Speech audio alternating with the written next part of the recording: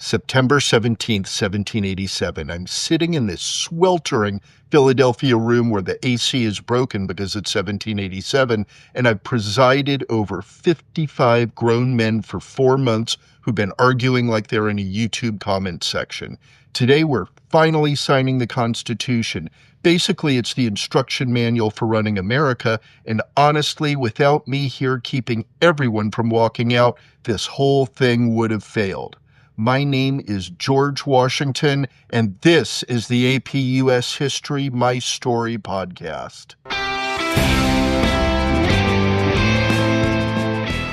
I thought winning the Revolutionary War against the most powerful empire on earth was hard, but apparently creating a functional government is like trying to solve a Rubik's Cube blindfolded. I just wanted to retire to Mount Vernon and grow some crops, but being the only guy everyone trusts means you never actually get to chill. The Articles of Confederation, that thing was absolutely useless and completely sucked.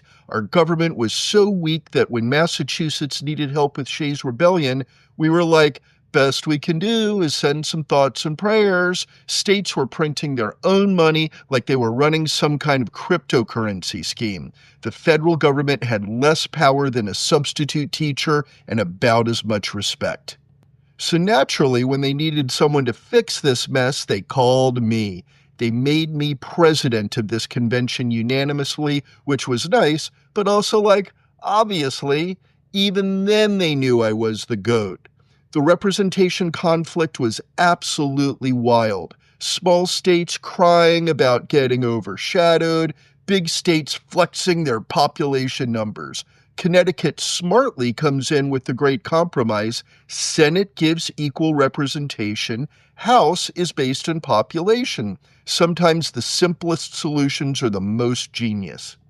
Then we get to slavery, and the room gets awkward real fast. The 3/5 compromise is the most bizarre math I've ever seen. Enslaved people count as 60% human for voting, but 0% human for actual rights. This is totally effed up, but the South won't sign without it.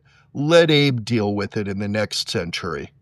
But here's where we really understood the assignment: separation of powers, executive, legislative, and judicial branches. It's genius because nobody can become a tyrant like King George without the other branches shutting them down. The presidency thing is wild because everyone assumes I'm going to be the first one and they're designing the job around me. They're creating the electoral college system partly because they know I'm going to be president and they trust me not to go full dictator. Hell, some of them even asked me to be the new king, and I had to remind them that we just fought a war against exactly that idea. But I did get unanimously elected twice. Nobody else ever came close in the 200 plus years that followed. The Constitution we're signing today isn't perfect. No cap, there's going to be amendments needed, probably a lot of them. Jimmy Madison's already working on what'll become the Bill of Rights, but it's designed to evolve, which is the smartest thing we've done. Future Americans can improve it without throwing the whole thing out.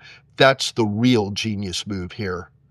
Next year, I get to be the guinea pig president who figures out how all this actually works. And here's the kicker. When I'm done, I'm going to do something no leader in history has ever done. Voluntarily give up power and go back to my farm like an absolute legend. Because the ultimate power move isn't staying in charge forever. It's building something solid so it doesn't need you. That's how you know you've really succeeded as a leader. Every king, emperor, and dictator in history is going to lose their friggin' minds when they see an American president voluntarily step down.